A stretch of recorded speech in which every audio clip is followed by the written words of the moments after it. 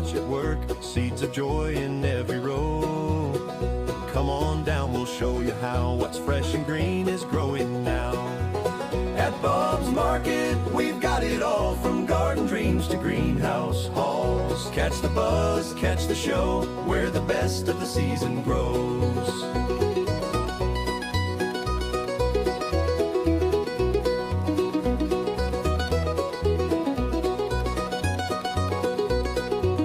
Tomatoes ripe, peppers bright, tips for keeping blooms in sight.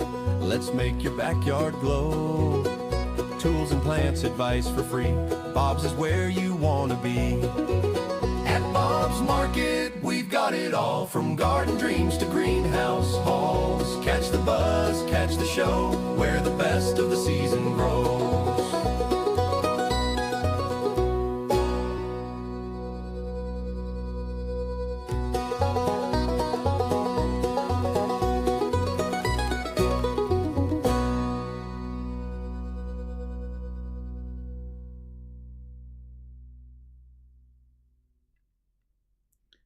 Hello, and welcome to this week's episode of Bob's Live.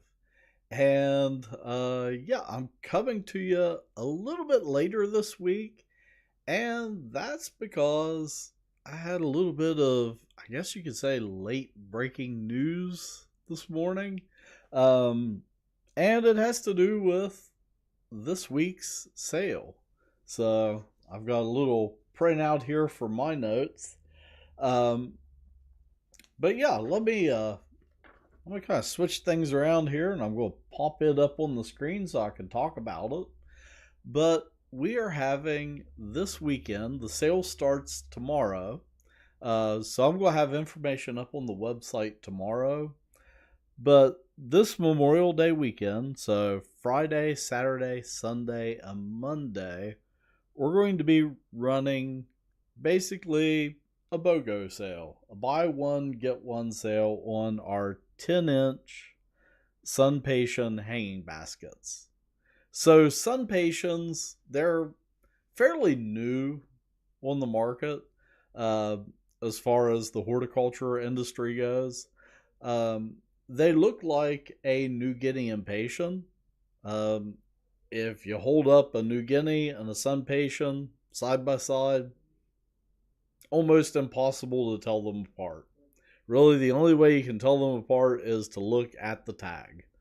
But the main difference is that a SunPatiens, as the name implies, they can take both sun and shade, which is a game changer. Because New Guinea impatiens, they can only take shade. If you have a New Guinea, it needs to stay protected, on a porch in the shade. But a SunPatiens, you can put it out in the sun. It can withstand being out in the sunshine. So yeah, this weekend you can pick up SunPatiens at a 2-for-1 price. So our 10-inch hanging baskets are $20.99 each. So you can get 2 SunPatiens this weekend for $20.99. And then also on the little sale sheet, I went to print it off, and I meant to print like this way, and for some reason it printed half sheet. But we also have on the bench card that we recommend fertilizing it with Jack's Classic All-Purpose Feed. So it's the all-purpose, I believe it's a 20-20-20 fertilizer, but it's recommended for like flowers, vegetables. It's all-purpose. But yeah, that is running this weekend. Again, head over to our website tomorrow, and I'll probably be sending out an email notification tomorrow. And that brings me over to another thing, and I don't have anything to pull up here on the screen. If you head over to our website now, and you haven't signed up for our newsletter, And maybe if you have, because I get our newsletter and it popped up for me. I recently updated our email service, and we have added SMS capability, so text messaging capability. And I promise, I'm the person that manages it on the back end. Um, we don't want to be spammy. I hate receiving a ton of spam email and a ton of spam text messages. We don't want to be those people. We're going to reserve the text message option for things like sales. So, you're going to get one text tops, like for a sale. And if there's like a frost advisory, we'll send you a message. Hey, you might want to cover your plants. There's going to be a frost. So don't look for getting, tons of text messages from us. We don't want to do that. We promise, Scout's honor, not to bombard you with texts. But yeah, there'll be a little pop up on the website. It'll ask for your email, and what that does is, if you've already registered for like our Bob's Market emails, that'll link that up on the back end of our system to tie all of your information together, and that way it just keeps it all nice and tidy on the back end system. Okay, let's next take a look at the weather, which right now, I'm going to get into the gardening aspect here in a little bit. But the weather right now is a lot different from a couple days ago. But yeah, right now it is 64 and a little bit drizzly outside. And we're looking at temperatures in the 70s and rainy pretty much the rest of the week and into next week. It is going to be a damp and chilly into the month. And we definitely needed the rain. We were kind of dancing with potential drought in our area. I know my front yard, like I had cracks in the ground in my front yard. It was starting to look really dry. So yeah, we definitely needed the rain, but also at the same time, we're at that time of year where, we need to be getting stuff into the ground. So it's kind of a balance, You need the rainy days, but you also need the dry days. And now we've got to find the time. Hopefully there's breaks in the rain where we can get out in the garden and get things planted. Looking at the current radar, it does look like there's a little break coming in behind this current swath of rain that's working over top of us. And I just saw a comment from Patty pop up, says, hey John, have a great Memorial Day. Yeah, I hope so. I am heading up to, and we'll shout out to my niece. My oldest niece is graduating this weekend, and I am heading up to her graduation this weekend. Gloria just commented, turnips. Too early for turnips. They're a fall crop. But yeah, I'm definitely planting turnips this year. And I'll definitely get you a bag of turnips.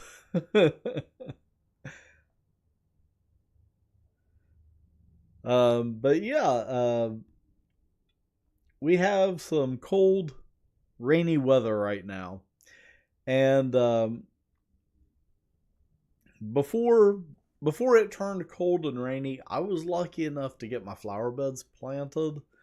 And a good way to keep up with the weather and kind of the planting schedule and everything is to keep an eye on our podcast. So I upload every Saturday morning the Keep Growing podcast, and we take a look at the gardening week ahead and what tasks the almanac recommends, and then how that kind of fits in with the weather forecast and how you can kind of navigate that. And we really gear it toward this local region. So imagine kind of if you drew a circle or maybe an oval around the Ohio River Valley from Marietta down to, say, like Ashland, Kentucky, that area. So that's really kind of the donut that we're aiming for. And really, you could go all the way out to, say, Columbus, Ohio, and all the way around to Charleston, West Virginia. So that's sort of the region that we're aiming for with our podcast. But yeah, we'd try to cover really great, timely information for our region. With that said, right now is the optimal time to be getting things in your garden and also into your landscape. So this past week, right before all the rain hit, I was lucky enough to... It was actually a scheduling conflict that worked in my favor. And I ended up with an evening where I could get my flower beds planted. And I was able to go and get like the flowers that I needed and get all my flower beds planted kind of all in one shot. And this year I thought instead of just showing planting my flower beds, I would show you the process that I go through to pick out my flowers. And I think you might be surprised how I do it and how I plant it. Because I tell you, it's a lot different than how I plan out my garden. I sit down well in advance with my garden and plan it out. Not so much with my flower beds. So let's jump into that. Hi, John Morgan here, and this evening, this afternoon, I am here in front of my house where I have these pansies and they are starting to look really bad because, right now it is in the 90s outside and they don't do well in the heat. So it's time to replace them. And this year, it's the 250th, so my color choice is red, white, and blue for this year. So I thought I would take you along as I pick out the flowers for my landscaping. So let's head to Bob's and do some flower shopping, and then we're going to plan up the front yard. Alright, so I just pulled in here at our Gallipolis market, and let me share my basic plan for shopping for plants. I really don't have a plan. I know I'm going with the color theme of red, white, and blue, and beyond that, I do know the basic conditions of my beds, along the front of my house, it faces, directly north. So it's pretty much in shade all the time. And the other bed that I'm going to be planting is in direct sunlight all the time. So that's what I'm dealing with. But as far as plant varieties that I'm going to pick, I'm going to be kind of just walking in and coming up with a design on the fly. I'm just going to look and see what we have available and just reading plant tags and working from there. That's the way I like to do it sometimes. It's more fun that way. Okay, so obviously for the red, white, and blue in the shade area, the obvious choice would be Impatiens, but you don't really have a blue in Impatiens. And the easy white would be white Impatiens, but I thought, hey, let's go crazy here. Let's go with Dusty Miller, because it gets tall, so we can plant it in the back, and that'll give you a little bit of visual interest in the back. Also, salvia, sometimes it says that it only takes full sun, but you can kind of sneak it into a shady area and it'll still do okay. So I've got this and that. So we got our white and that dark purple that works as our blue, because American flag, you know, it's a dark navy blue. And then instead of going with that, we've got this more scarlet red here. So we have this kind of mix going on right here. Now, I might end up going with some of this white also. And I think that'll work for those front beds. So that'll create a little bit of height difference. I think that'll fill in nice.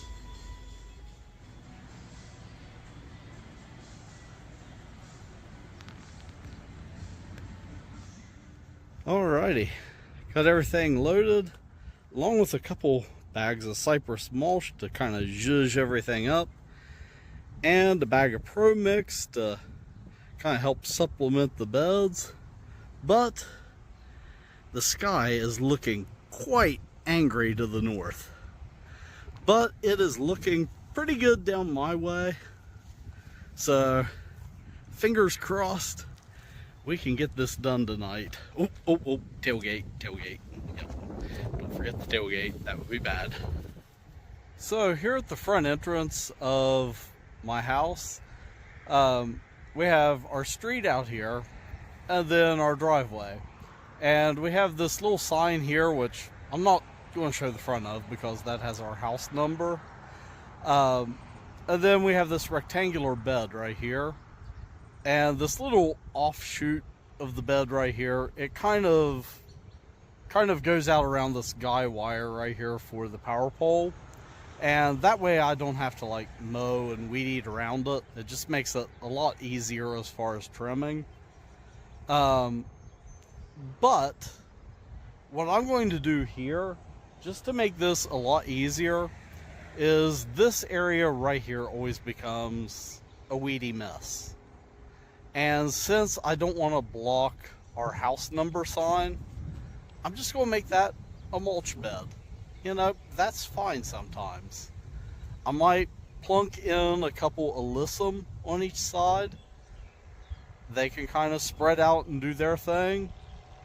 But what I'm going to do right here is I have a little American flag, a little yard flag, and a little nighttime spotlight that I picked up for like $3 just to illuminate it. What we'll do is move it to this side, so that way it's kind of hidden at nighttime. But just to get some pops of color in here really quickly that's already filled out, I'm going to put in 2 hanging baskets and then fill around it with 32 count bedding flats. So I picked up a couple 4-packs just to help fill out the bed. So that is a quick solution for this bed that helps it get quickly established, because this is out here, it's kind of exposed, and just over on the other side of the street right here is a soybean field, and until the beans get a little bit bigger, the deer like to come over here and kind of pick at this. Now I have deer repellent spray, and it seems to work pretty well in my garden, and I'm going to hit this with it and hopefully it'll kind of keep the deer at bay until the soybeans get up. And once they get big enough, I don't really have to worry about the deer picking around at this. So that's going to be kind of my little entrance area here. So I think that's going to look nice and festive. These are red, white, and blue mixed petunias.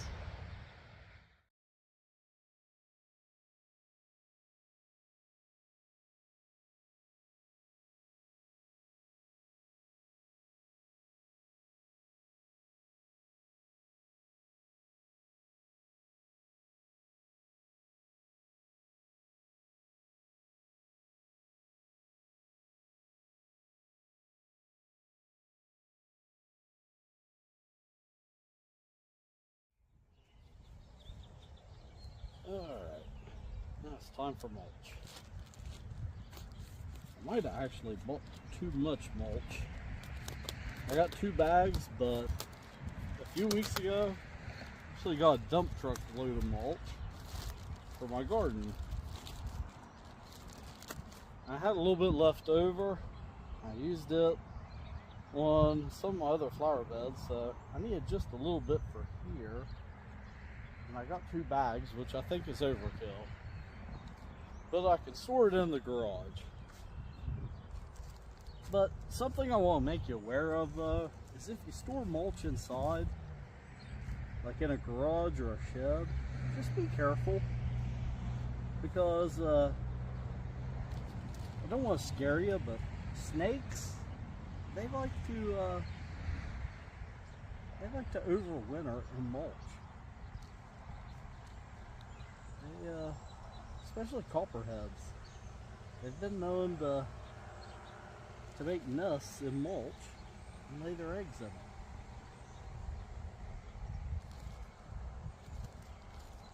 Actually, was acquaintances with a person that he got bit by opening up a bag of mulch in his garage and reaching his hand in. And there was a nest of copperheads in it.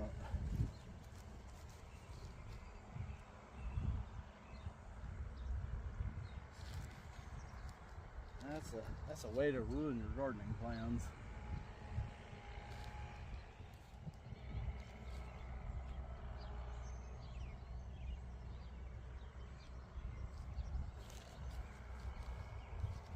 Mulch is really important. Helps hold the moisture in, especially once we get into the dog days of summer. Really hot out, dry. Roots are just screaming for moisture.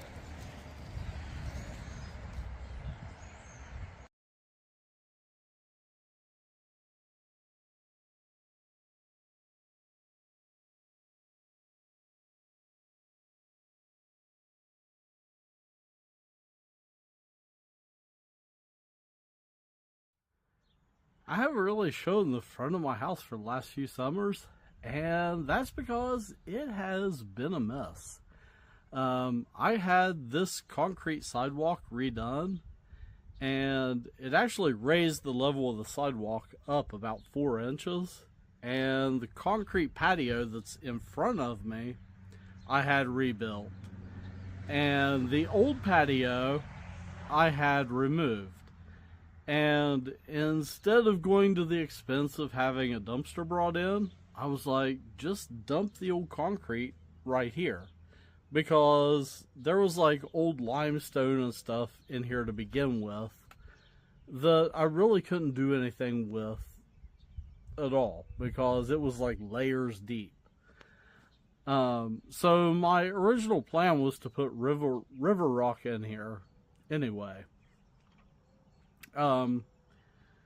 So it's been a project a few years in the making, but finally this spring I got a river rock delivery, and a couple weeks ago I spent one evening and I shoveled and hauled I think it's about 6,000 pounds total of river rock that went into this little space right here. Because it's about 4 inches deep, it's about 2 feet wide, and it's about 40 feet long. But yeah, that really cleaned this area up and made it look a lot nicer. And I actually had some volunteer hostas that came up from my bed further down. And some of them don't look too hot right now, and that's because I've transplanted them and moved them. But I'm kind of nursing them along, and they're getting better. But what I need to do right now is take out these pansies, and then I've got some Pro Mix that I need to get into this bed to kind of top it off and prepare it for planting. And I'm starting to lose daylight. I've got probably an hour of sun left, and then we've probably got an hour of twilight after that to work. So I need to get cracking.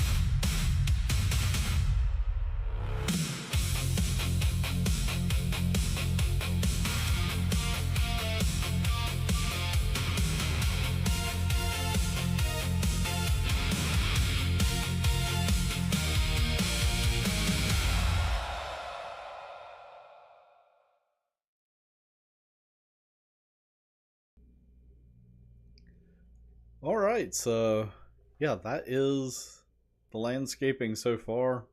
Obviously, yeah, I ran out of daylight, and it's been raining ever since, so I really didn't get a good shot of the finished product. So once we get some decent weather, I'll get some video of what it looks like now, and hopefully it'll kind of get established and fill out more, so it'll look better.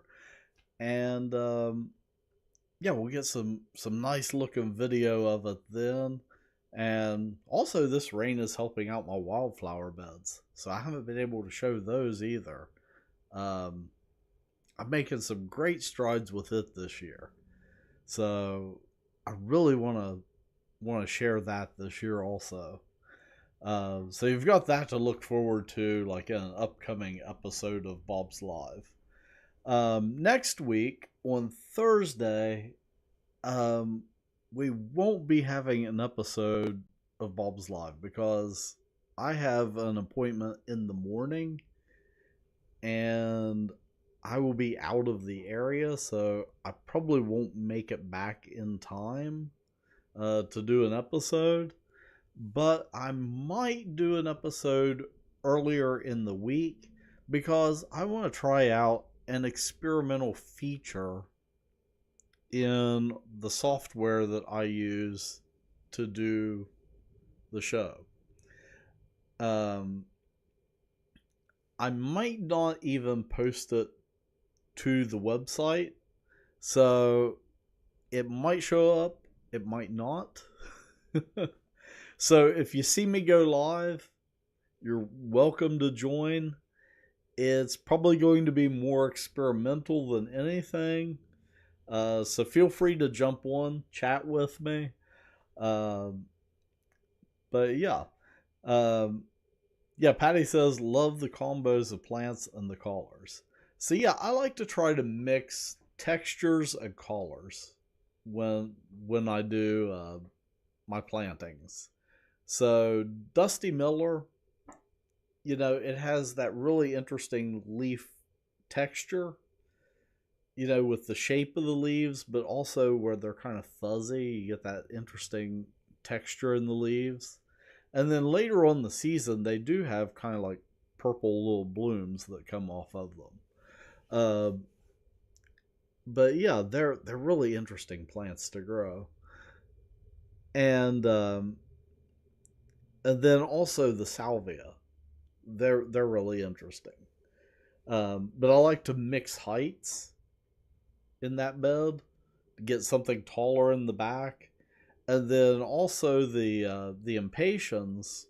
With growing something taller in the back, the impatiens will kind of they tend to climb up it and sort of intermix and intermingle.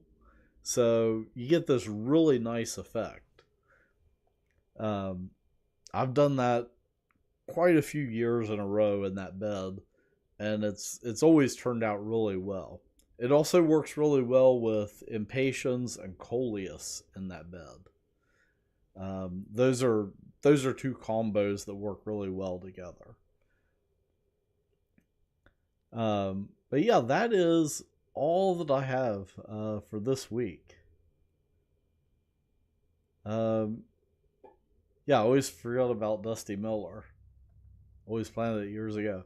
Yeah, it's one of those that's always considered kind of a granny plant. My grandmother always grew it. It's always considered kind of an old-timey plant. There's only a few varieties of it. Like in our production, there's only like 2 or 3 variety line items.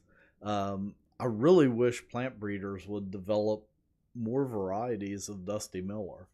I think it's kind of slept on. Yeah, I think there's a lot of potential there for different varieties. They can play with leaf shape, collar. There's a lot of options. But yeah, that was my update. Yeah, next week, maybe a show on Wednesday, maybe on Friday. I don't know. So it kind of depends on my schedule. Wednesday's kind of a weird day for me. So at some point during the week, I may go live. I don't know about Thursday. So until next time, keep growing.